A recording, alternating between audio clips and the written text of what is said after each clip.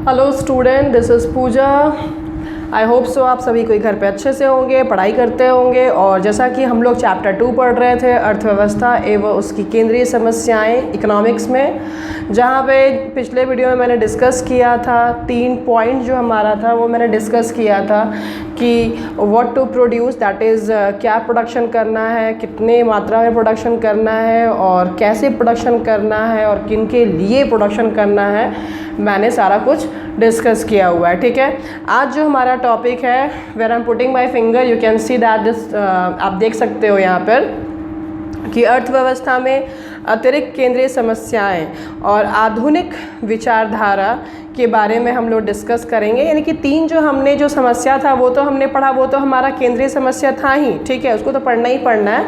लेकिन उसके अलावा भी कुछ चीज़ें ऐसी हैं अर्थव्यवस्था में, कुछ अतिरिक्त केंद्रीय समस्याएं हैं जो कि आधुनिक विचारधारा यानी कि आधुनिक जो इकोनॉमिस्ट है उसको मानते हैं। आप जैसे देख सकते हो इंग्लिश में additional central problems of an economy as per the modern point of view. ठीक है, तो आज हम ये टॉपिक पढ़ेंगे और कुछ और भी टॉपिक्स है उसको कवर करेंगे। ठीक है, उसके बाद अपना जो है पीपीसी पढ़ना है, ग्राफ है, तो ये सब सारा कुछ ग्राफ वाला जितना भी चीज़ है वो तो मैं एक बार मैंने सोचा कि पहले मैं बुक से लाइन बाय लाइन स्टडी कर दूंगी एंड देन आफ्टर मैं बोर्ड पे ही बता दूंगी। ठीक है, क्योंकि होता क्या है कि बुक में तो पहले से बना बनाया ग्राफ है, तो आपको भी थोड़ा लगेगा यार मैम तो जो बुक में है वही चीज़ को बता रही है, बट शुरुआत कैसे करनी, मतलब एग्ज़ाम में तुम कैसे ड्रॉ करोगे, वो सारी चीज़ें मैं डिस्कस करूँगी ऑन वाइट बोर्ड। ठीक है, सो लेट्स कंटिन्यू, लेट्स पढ़ते हैं, आगे बढ़ते हैं।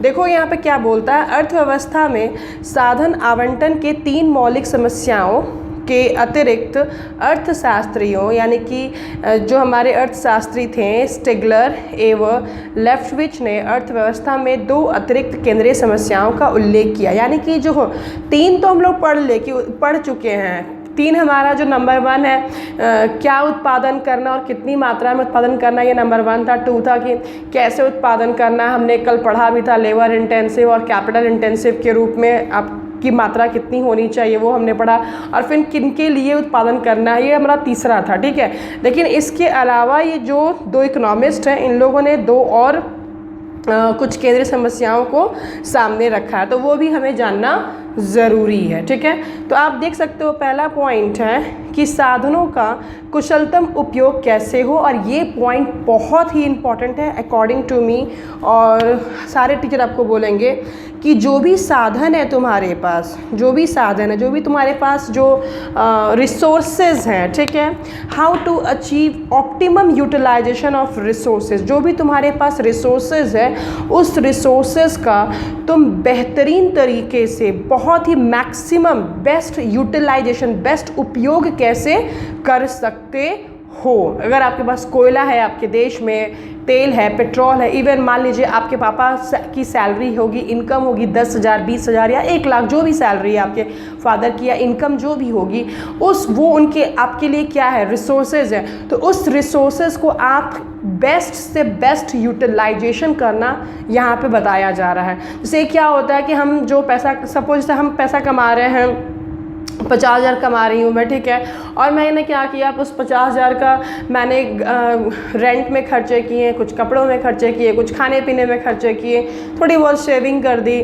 ठीक है, और बस कुछ भी खा पी रहे हैं, कुछ भी पहन रहे हैं, बस बिना प्लान का एक्सपेंडिचर कर रही हूँ, ठीक है ना, एजुकेशनल में खर्च हो रहा है विदाउट प्लानिंग, मतलब बस है पैसा उड़ाते रहो उड़ाते रहो। तो वो जो तरीका है वो तरीका क्या है कि आपके पास पैसा तो आप खर्च तो कर रहे हो, लेकिन उसका मैक्सिमम ऑप्टिमम यूटिलाइजेशन उस पैसे का आप नहीं कर रहे हैं, बस खर्च कर रहे हैं। ठीक है, इसी तरह से मान लीजिए आपके घर में सपोज दैट कि दूध बहुत ज़्यादा मात्रा में हो गया है, एक रिसोर्सेज है। अब ये डिपेंड करता है कि उस दूध का आपने कितना अच्छा यूटिलाइजेशन किया।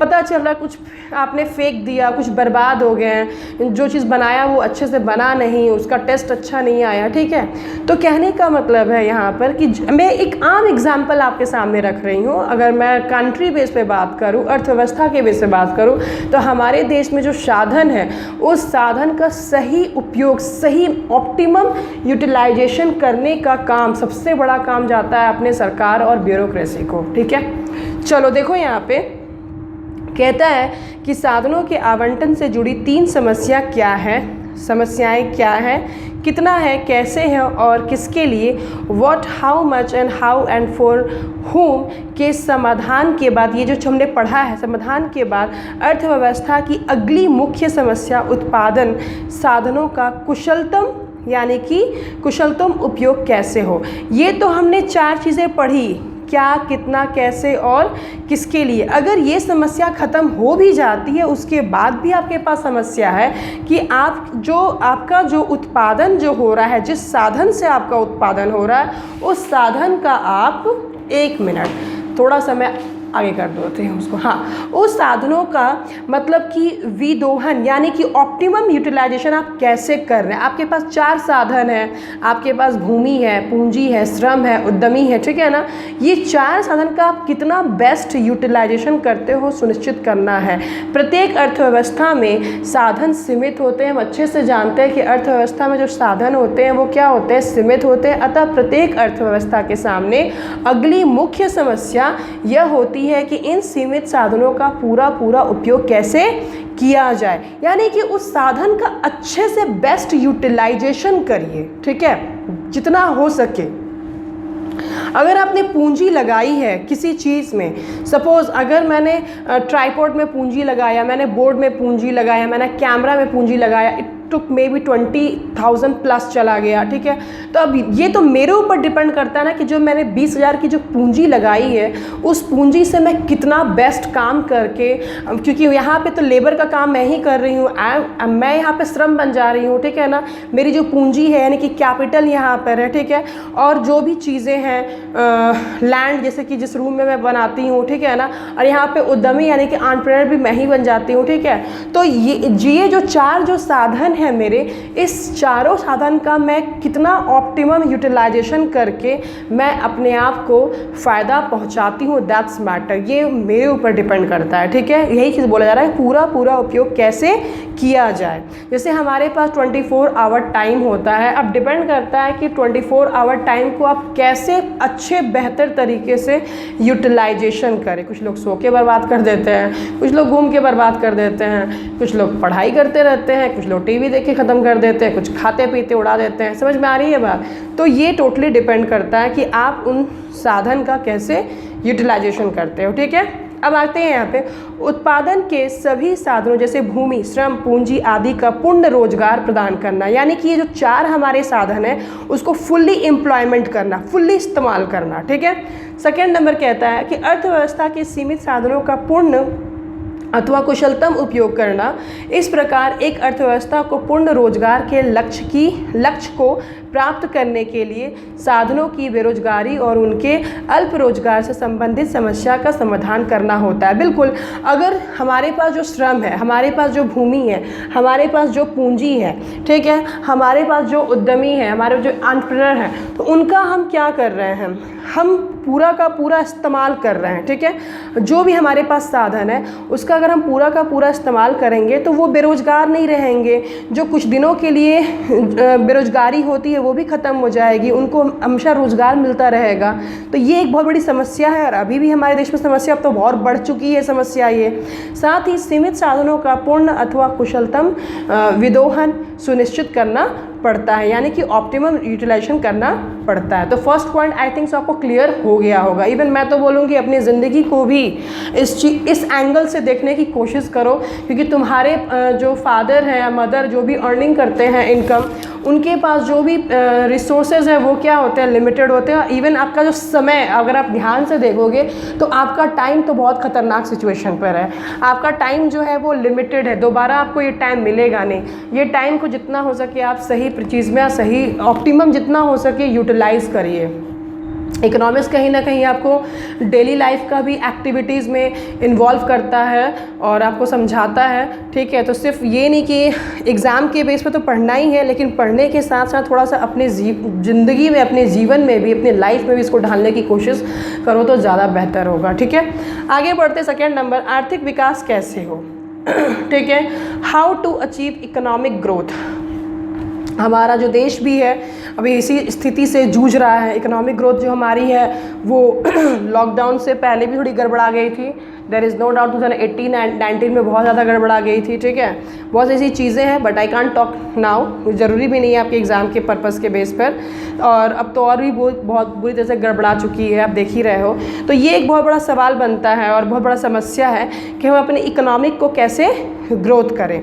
तो प्रत्येक अर्थव्यवस्था अपने उत्पादन स्तर में वृद्धि करके, देखो ध्यान से यहाँ पर लाइन पढ़ो, हर एक अर्थव्यवस्था, जो भी अर्थव्यवस्था है, कहने का मतलब है या पूंजीवादी अर्थव्यवस्था है, समाजवादी अर्थव्यवस्था, चाहे मिश्रित अर्थव्यवस्था हो, प्रत्येक अर्थव्यवस्था अपने उत्पादन स्तर में यानी कि प्रोडक्शन लेवल पर वो इंक्रीज़ करता है, वृद्धि करके आर्थिक विकास को प्रोत्साहित करना चाहती है। ये 110% सच्चाई है।